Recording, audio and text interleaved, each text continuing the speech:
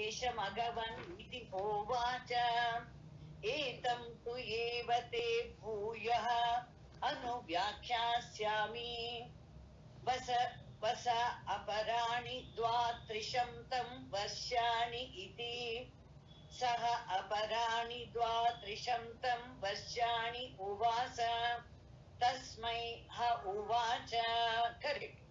ಇಂದ್ರ ಏನಾಯ್ತು, ವಾಪಸ್ಸು ಬಂದಿದ್ದ. ವಾಪಸ್ ಬಂದ ತಕ್ಷಣ ಅವನನ್ನ ಕೇಳ್ತಾರೆ, ಏನಪ್ಪಾ ಹೊರಟೋಗ್ಬಿಟ್ಟಿದ್ದೆ ಶಾಂತ ಹೃದಯನಾಗಿ ಬಂದ್ಬಿಟ್ಟೆ. ಅಲ್ಲ ಗುರುಗಳೇ, ನೀವು ಈ ಛಾಯಾತ್ಮ ಇದಲ್ಲ ಪ್ರತಿಬಿಂಬ, ಈ ಬಿಂಬಕ್ಕೆ ಹೇಗಿದ್ರು ಹಾಗೆ ಉಗುರು ಕಟ್ ಮಾಡಿದ್ರೆ ಉಗುರು ಕಟ್ ಮಾಡಿದ್ದು ಹೊರಟೋಯ್ತು, ಉಗುರು ಬೆಳೆದಿದ್ರೆ ಉಗುರು ಇರೋದು, ಕೂದ್ಲು ಇದ್ರೆ ಕೂದ್ಲು, ಜಟೆ ಇದ್ರೆ ಅಥವಾ ಕ್ಲೀನ್ ಆಗಿದ್ರೆ ಕ್ಲೀನ್ ಆಗಿರುತ್ತೆ, ಕಟ್ ಮಾಡಿಸ್ಕೊಂಡ್ಬಿಟ್ರೆ ಪೂರಾ ಕಟ್ ಮಾಡಿಸ್ಕೊಂಡ್ಬಿಟ್ರೆ ಪೂರಾ ಇದ ಕಾಣಿಸುತ್ತೆ. ಸೊ ಇದು ನನಗೆ ಸರಿ ಅನ್ನಿಸ್ಲಿಲ್ವಲ್ಲ, ಆತ್ಮನ ಲಕ್ಷಣ ಬ್ರಹ್ಮನ ಲಕ್ಷಣ ಹೊಂದಲಿಲ್ವಲ್ಲ ಅಂತ ತುಂಬಾ ಖುಷಿ ಆಯ್ತು. ತುಂಬಾ ಸಂತೋಷವಾಗಿ ಬಂದೆಪ್ಪ ನೀನು ಈ ಶರೀರದನ್ನ ಇದನ್ನ ಕಂಪೇರ್ ಮಾಡಿ. ಇವಾಗ ಹೇಳ್ತಾರೆ ಏವಂ, ಇದು ಹೀಗೆಯೇ ಸರಿ, ನೀ ವಿಚಾರ ಮಾಡಿದ್ದು ಪರ್ಫೆಕ್ಟ್ ಆಗಿದೆ ಅನ್ಬಿಟ್ಟು ನೋಡಿ ಸರ್ಟಿಫಿಕೇಟ್ ಕೊಟ್ಬಿಟ್ರು.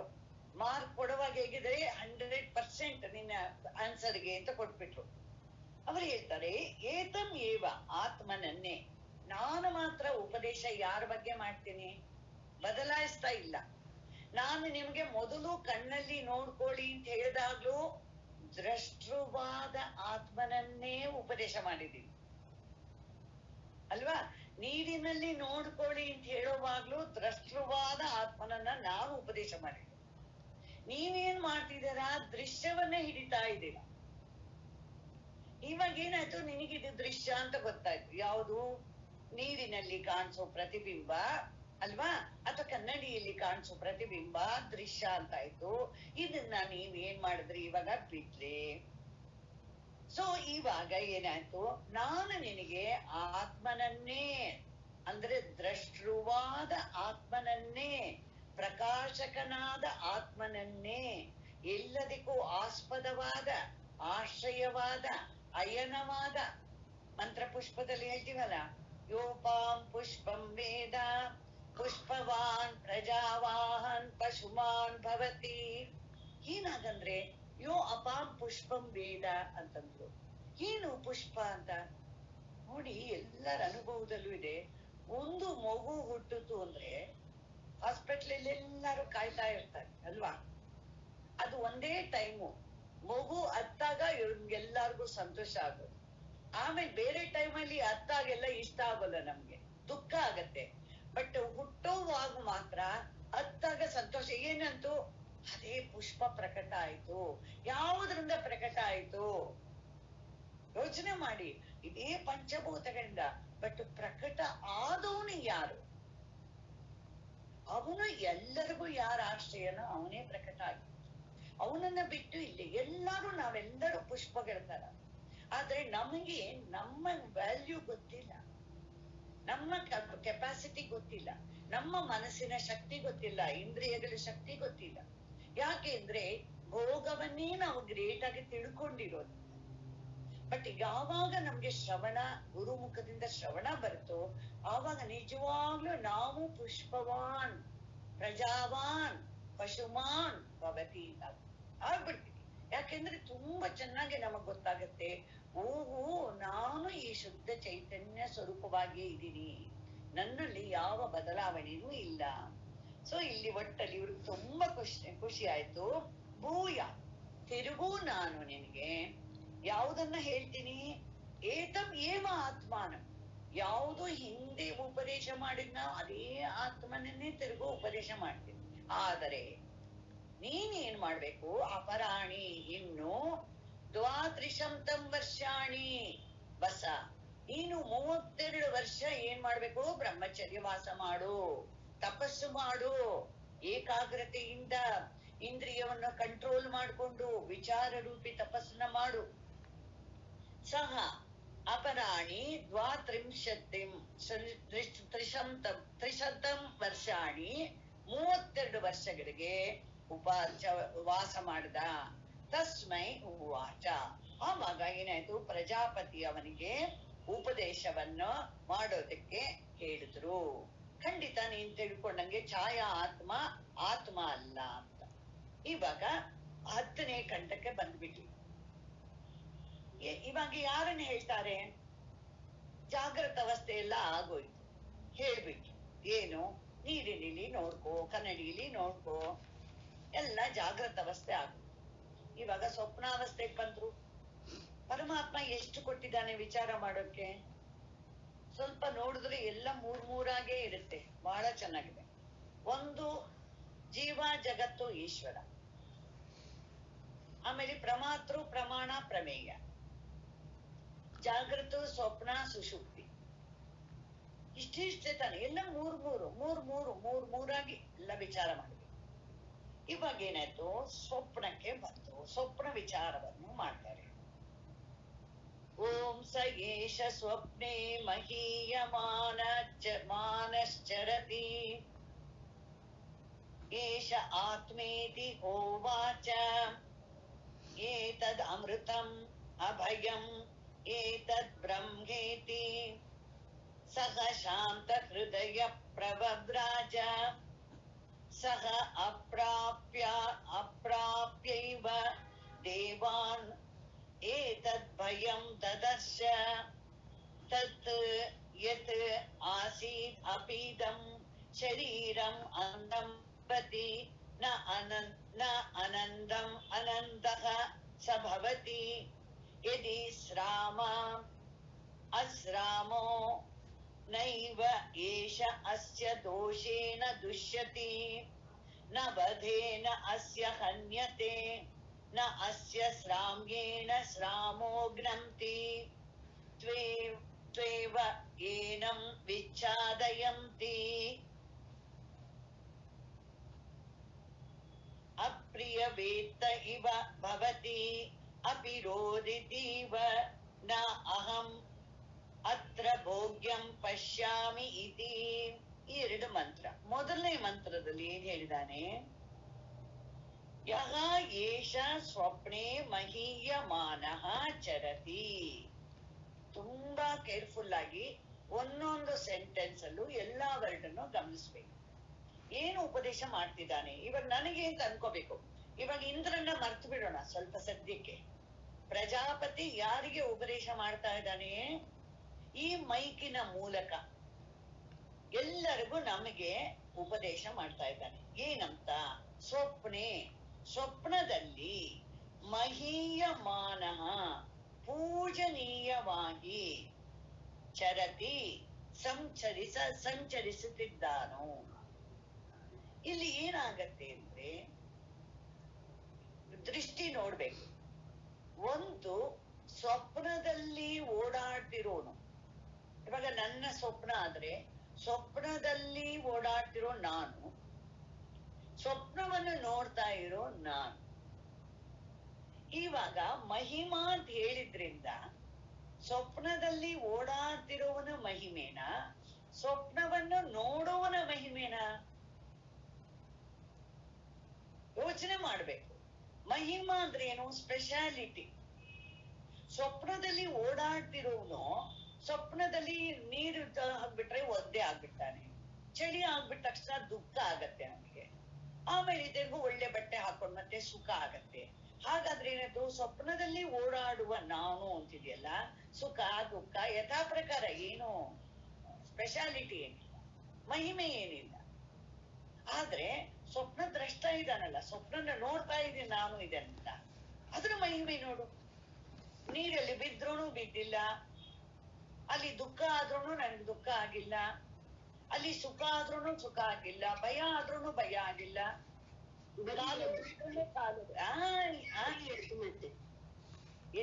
ಎದ್ದು ಮತ್ತೆ ಸರಿ ಇಲ್ಲದಿದ್ರು ಈವನ್ ಸ್ವಪ್ನ ನೋಡ್ತಾ ಇರುವಾಗ್ಲೂ ನಥಿಂಗ್ ಹ್ಯಾಸ್ ಹ್ಯಾಪನ್ಡ್. ಅದಕ್ಕೆ ಮಹಿಮಾ ಅಂತ ಹೇಳ್ತಾರೆ. ಈವನ್ ಸ್ವಪ್ನವನ್ನು ನೋಡ್ತಾರೆ. 2 ಹಿಡಿಬೇಕು. ದ್ವಾ ಸುಪರ್ಣ ಸಯುಜಾ ಸಕಾಯ ಸಮಾನಂ ವೃಕ್ಷಂ ಪರಿಶಸ್ವ ಜಾತಿ ತಯೋರನ್ಯ ಪಿಪ್ಪಲಂ ಸ್ವಾಗತ್ತಿ ಅನಷ್ಟನನ್ಯೋ ಅಭಿಚಾಕ ಶೀತಿ. ಇದು ಚೆನ್ನಾಗಿ ನಿಮ್ಮ ಸ್ವಪ್ನಾವಸ್ಥೆಗೆ ಹೊಂದುತ್ತೆ. ಒಂದು ಪಕ್ಷಿ ಏನ್ ಮಾಡ್ತಾ ಇದೆ? ಒಂದು ನಾನು, ಇಲ್ಲಿ 2 ನಾನು ಇದೆ. ಒಂದು ನಾನು ಸ್ವಪ್ನದಲ್ಲಿ ಓಡಾಡ್ತಾ ಹುಳಿ ಹಣ್ಣು ತಿಂದು ಬಿಡೋದು, ದ್ರಾಕ್ಷಿ ತಗೊಂಡ್ ಬಂದ್ಬಿಟ್ರಿ, ಹುಳಿ ಆಗಿತ್ತು, ಅಯ್ಯೋ ಚೆನ್ನಾಗೇ ಇಲ್ಲ ಅಂತಂದ್ರಿ. ಆಮೇಲೆ ಒಂದೊಂದ್ಸಲಿ ಸಿಹಿ ಹಣ್ಣು ಬಂದಾಗ ತುಂಬಾ ಚೆನ್ನಾಗಿದೆ, ಹಾಗಾದ್ರೆ ಇನ್ನೊಂದು ತಿರುಣ, ತಿರುಗೋದು ಹುಳಿ ಬಂದ್ಬಿಟ್ಟು. ಇದನ್ನ ಮಾಡ್ತಾ ಇದೆ. ಆದ್ರೆ ಇನ್ನೊಂದು ಸುಮ್ಮನೆ ನೋಡ್ತಾ ಇದೆ. ಇವಾಗ ಸುಮ್ಮನೆ ನೋಡ್ತಾ ಇರೋದು ನನ್ನ ಸ್ವರೂಪನ, ಹುಳಿ ಖಾರ ಉಪ್ಪು ಅಂತ ಹೇಳೋದು ನನ್ನ ಸ್ವರೂಪ. ನೋಡಿ, ಎಲ್ಲರಿಗೂ ಗೊತ್ತಾಗುತ್ತೆ. ಸ್ವಪ್ನದಿಂದ ಎದ್ದು ಮತ್ತೆ ಏನ್ ಹೇಳ್ತೀರಿ, ಅಯ್ಯೋ ಏನೂ ಆಗಿಲ್ಲ ರೀ, ಹಣ್ಣು ತಿಂದು ಅಲ್ಲ. ಒಂದೊಂದ್ಸಲಿ ಏನಾಗುತ್ತೆ, ನೇರಳೆ ಹಣ್ಣು ತಿಂದ್ರೆ ನಾಲ್ಗೆ ಕಲರ್ ಆಗತ್ತೋ ಇಲ್ಲ ಚೆನ್ನಾಗಿ ಅಲ್ವಾ, ತುಂಬಾ ಚೆನ್ನಾಗಿ ಕಲರ್ ಆಗುತ್ತೆ, 1-2 ನಿಮಿಷ ಇಡುತ್ತೆ ಬೇರೆ. ಇವಾಗ ಸ್ವಪ್ನದಲ್ಲಿ ತುಂಬಾ ನೇರಳೆ ಹಣ್ಣು ತಿಂದಿದ್ದೀರಾ ನೀವು, ಎಚ್ಚರ ಆದ ತಕ್ಷಣ ಕನ್ನಡಿಲಿ ನೋಡ್ಕೊಂಡ್ರೆ ಆಗಿದೆಯಾ? ಇಲ್ಲವೇ ಇಲ್ಲ. ಇದಕ್ಕೆ ಇಲ್ಲಿ ಮಹಿಮೆ ಹೇಳ್ತಾ ಇದ್ದಾರೆ, ಚೆನ್ನಾಗಿ ಜ್ಞಾಪಕ ಇಟ್ಕೊಳ್ಳಿ. ಮಹಿಮಾನ ಚರತಿ, ಸಂಚಾರ ಮಾಡ್ತಾ ಇದ್ದಾನೆ ಅಂದ್ಬಿಟ್ಟು. ಅದೇನಾಗತ್ತೆ, ಇಲ್ಲಿ ಕನ್ಫ್ಯೂಷನ್ ಆಗತ್ತೆ. ಸಂಚಾರ ಮಾಡ್ತಿದ್ದೀನಿ ಅಂತ ಅಂದುಕೊಂಡಿರೋದಷ್ಟೇ, ಸಂಚಾರ ಮಾಡ್ತಾ ಇಲ್ಲ, ಅಂದುಕೊಂಡಿರೋದು.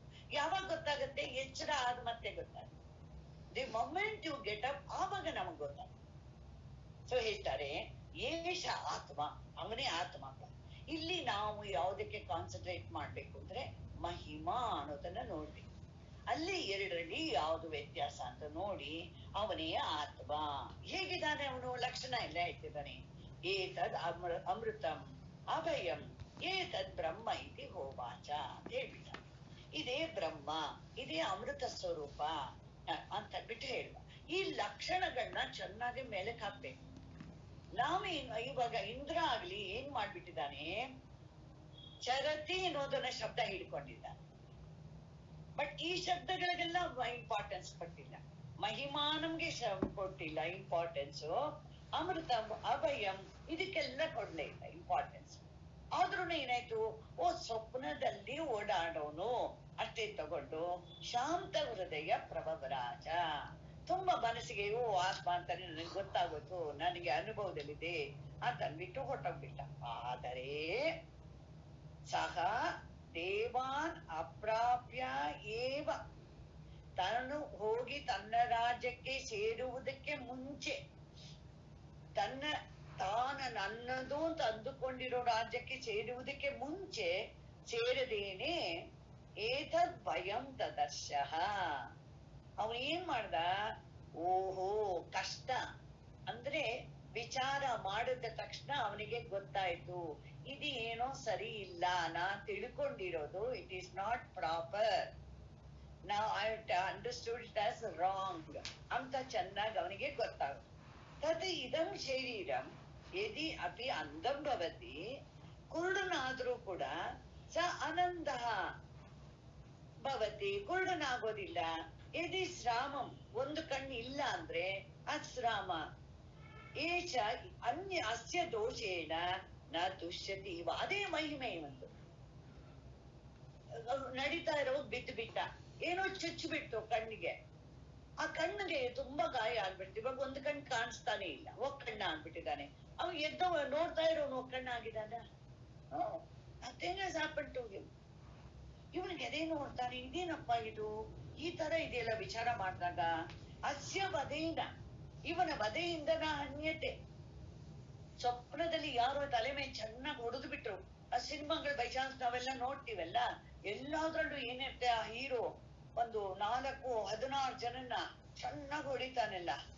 ಅವರೆಲ್ಲ ಏನು ಹೊಡೆದ್ರು ಇವನು ಮಾತ್ರ ತಿರುಗು ಪುಣಕ್ ಅಂತ ಹೇಳ್ತಾ ಇರ್ತಾನೆ. ಎಲ್ಲ ನೋಡಿರ್ತೀವಿ. ಎಲ್ಲ ಏನಾಯ್ತು, ಅದೆಲ್ಲ ಸಂಸ್ಕಾರ ಇರುತ್ತೆ ನಮ್ಗೆ.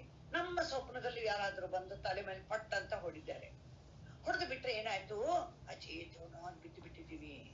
ಪೊಲೀಸ್ನವ್ರು ಬಂದು ಕೇಳ್ತಾರೆ, ಇದು ಯಾರಿದು, ನಿಮ್ ಮನೆಯವನವರ, ಏನಾದ್ರೂ ಗುರ್ತಿದ್ಯಾ ಹೇಳಿ ಅಂತ ಹೇಳ್ತಾರೆ. ಅದಕ್ಕೆ ಜ್ಞಾಪಕ ಬರ್ಬೇಕು, ಏನಾದ್ರೂ ಬರ್ತ್ ಮಾರ್ಕ್ ಇದೆಯಾ ಅಂತ ಹೇಳೋಕೆ. ಇದೆಲ್ಲ ಯಾರೋ ನೋಡ್ತಾ ಇದ್ದಾರೆ. ಯಾರು ನೋಡ್ತಾ ಇದ್ದಾರೆ ಇದನ್ನೆಲ್ಲ? ಯಾರು ಬಿದ್ದಿದ್ದೀನಿ ಅಂತ ಅಂದುಕೊಂಡಿದ್ದಾನೋ ಸತ್ರು ಅದನ್ನೇ ಹೇಳ್ತಾ ಇದ್ದಾರೆ. ಸ್ವಪ್ನದಲ್ಲಿ ಏನಾಗಿದ್ರು, ಯಾಕಂದ್ರೆ ನನಗೊಬ್ರು ಅವ್ರಿಗೆ ಆಗಿರೋ ಸ್ವಪ್ನವನ್ನೇ ಹೇಳಿದ್ರು. ಏನ್ ಹೇಳಿದ್ರು, ಸತ್ತೋಗ್ಬಿಟ್ಟಿದ್ದಾಳೆ ಅವಳು. ಅವಳು ಬಾಡಿನ ತಗೊಂಡು ತಾಯಿ ತಂದೆ ಹತ್ರ ತೋರಿಸ್ತಾ ಇದ್ದಾರೆ. ಇದಕ್ಕೇನಾದ್ರೂ ಬರ್ತ್ ಮಾರ್ಕ್ ಹೇಗ್ ಗುರ್ತಿಡಿತೀರಾ ನಿಮ್ಮ ಮಗು ಅಂತ? ಗೊತ್ತಿಲ್ಲ. ಆವಾಗ ಅವ್ರು ಅನ್ಕೋತಾರಂತೆ, ಅಯ್ಯೋ ಇದು ಹೇಳ್ಬೋದಾಗಿತ್ತಲ್ಲ, ನಮ್ ತಾಯಿ ತರ ಅವ್ರ ಕಾಲ್ ತರನೇ ನಂದು ಕಾಲಿದೆಯಲ್ಲ ಅಂತ ಅಂದ್ಕೊಳ್. ಆದ್ರೆ ಗೊತ್ತಾಗಲ್ಲ, ಹೇಳಕ್ಕೆ ಮಾತಾಡೋಂಗಿಲ್ಲ. ಸೊ ಅನುಭವಗಳು ನೋಡಿ ಎಷ್ಟು ಚೆನ್ನಾಗಿ ಇಲ್ಲಿ ಮಂತ್ರ ಹಾಕ್ಬಿಟ್ಟಿದ್ದಾರೆ. ಕೊನೆಗ್ ಸತ್ರುನು ಸತ್ತಿಲ್ಲ. ಆಮೇಲೆ ಇನ್ನೊಂದ್ಸರಿ ಸ್ವಾಮೀಜಿನೇ ಹೇಳಿದ್ರು, ಎಲ್ಲಾರು ಹೋಗ್ತಾ ಇದಾರಂತೆ, ಯಾರು ಸತ್ತೋಗಿದ್ದಾರೆ ಅಂತ ಸ್ವಾಮೀಜಿನೇ ಹೋಗ್ಬಿಟ್ಟಿದ್ದಾರೆ ಅಂತ. ಸೊ ಎಲ್ಲಾನು ಏನಾಗುತ್ತೆ, ಸ್ವಪ್ನದಲ್ಲಿ ಏನ್ ಬೇಕಾದ್ರೂ ಆಗತ್ತೆ.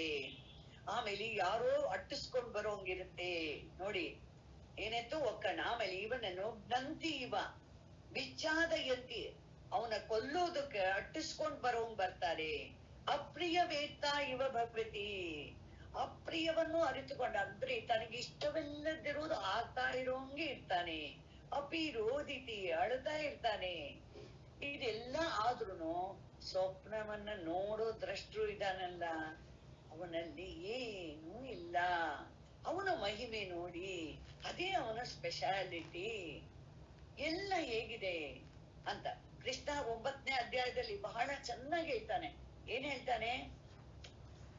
ಎಲ್ಲದರಲ್ಲೂ ನನ್ನನ್ನು ನೋಡು, ನಾನ್ ಮಾತ್ರ ಯಾವ್ದ್ರಲ್ಲೂ ಸಿಕ್ಕಾಕೊಳಲ್ಲ ಅಂತಾನೆ ಅಲ್ವಾ. ಎಲ್ಲ ರಾಮ ರೂಪದಲ್ಲೂ ನಾನಿದ್ದೀನಿ, ಆದ್ರೆ ಅದ್ಯಾವುದು ನನ್ನಲ್ಲಿಲ್ಲ. ಆಮೇಲೆ ನನ್ನಲ್ಲಿ ಎಲ್ಲ ನಾಮರೂಪಗಳು ಇದೆ ಅಂತ ಹೇಳ್ತಾರೆ. ಇದೆಲ್ಲ ಹೇಳುವಾಗ ಏನ್ ಅರ್ಥ ಅಂತಂದ್ರೆ, ಯಾವುದು ತೋರುವ ವಸ್ತುಗೆ ಅಸ್ತಿತ್ವ ಇಲ್ಲ.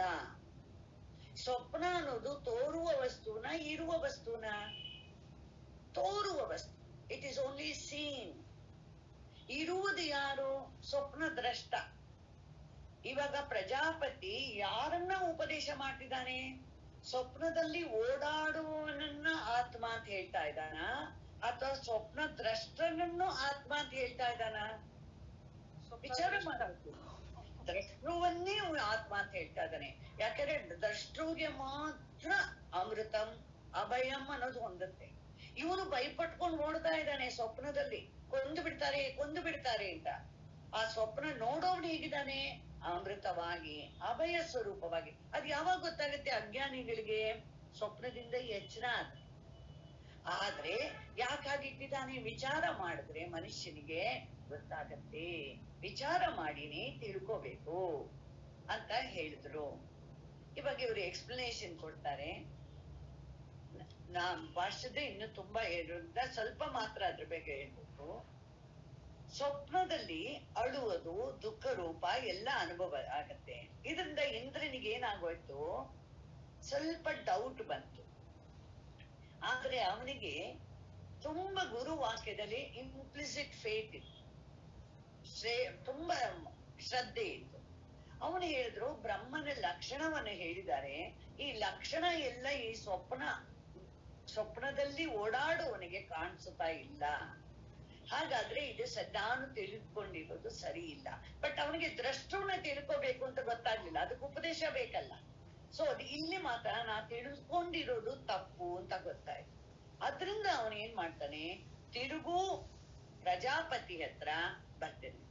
ಸಹ ಸಮಿತ್ಪಾಣಿ ಪುನರೇಗಾಯ ತಂಹ ಪ್ರಜಾಪತಿ ರೂವಾಚ ಮಗವನ್ ಯಚ್ಚಾಂತ ಹೃದಯ ಪ್ರಾಪ್ರಾಜೀಹಿ ಕಿಮಿಚ್ಚನ್ ಪುನರಾಗಮ ಇತಿ ಸ ಹೋವಾಚ ತತ್ ಯತ್ ಅಪೀದಂ ಭಗವಃ ಶರೀರಂ ಅಂದಂ ಭವತಿ ಅನಂದಃ ಸ ಭವತಿ ಯದಿ ಶ್ರಾಮೋ ಅಶ್ರಾಮಃ ನೈವ ಏಷೋ ಅಸ್ಯ ದೋಷೇಣ ದುಷ್ಯತಿ ನ ವದೇನ ಅಸ್ಯ ಹನ್ಯತೆ ನ ಅಸ್ಯ ಶ್ರಾಮ್ಯೇಣ ಶ್ರಾಮೋ ಗ್ರಂಥಿ ತ್ವೇ ವೈವ್ನಂ ವಿಚ್ಛಾದಯಂತಿ ವಾ ಅಪ್ರಿಯ ವೇತ್ತ ಏವ ಭವತಿ ಅಪಿ ರೋದಿತೀವ ನ ಅಹಂ ಅತ್ರ ಭೋಗ್ಯಂ ಪಶ್ಯಾಮಿ ಇತ್ಯೇವಮೇಷ ಮಘವನ್ ಇತಿ ಹೋವಾಚ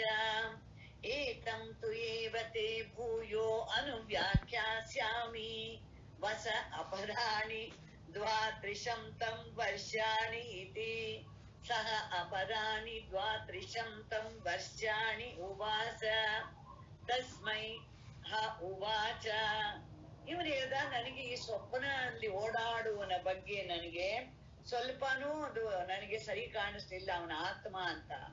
ತುಂಬಾ ಕರೆಕ್ಟ್ ಅಪ್ಪ, ಒಳ್ಳೇದಾಯ್ತು ನೀ ಬಂದಿದ್ದು. ಇನ್ನೊಂದು 32 ವರ್ಷ, ಇದು 3ನೇ ಸಲಿ. 32 32 32 96 ವರ್ಷ. ಇನ್ನು 32 ವರ್ಷ ಮಾಡು, ನಾ ಆಮೇಲೆ ನಿನಗೆ ಹೇಳ್ತೀನಿ ಅಂತ ಹೇಳ್ದ. ಇದರ ಭಾಷೆಯನ್ನು ನಾಳೆ ನೋಡೋಣ. ಸ್ವಸ್ತಿ ಪ್ರಜಾಭ್ಯಾಂ ಪರಿಪಾಲಯಂತಾಂ ನ್ಯಾಯೇನ ಮಾರ್ಗೇಣ ಮಹೀಮಹೀಷಾಂ ಗೋಬ್ರಾಹ್ಮಣೇಭ್ಯಃ ಶುಭಮಸ್ತು ನಿತ್ಯಂ. ಲೋಕಾ ಸಮಸ್ತಾ ಸುಖಿನೋ ಭವಂತು. ಲೋಕಾ ಸಮಸ್ತಾ ಸುಖಿನೋ ಭವಂತು. ಕಾಲೇ ವರ್ಷತು ಪರ್ಜನ್ಯಃ ಪೃಥಿವೀ ಸಸ್ಯಶಾಲಿನಿ. ದೇಶೋಯಂ ಶೋಭರಹಿತೋ ಬ್ರಾಹ್ಮಣಾಃ ಸಂತು ನಿರ್ಭಯಾಃ. ಓಂ ಶಾಂತಿ ಶಾಂತಿ ಶಾಂತಿ.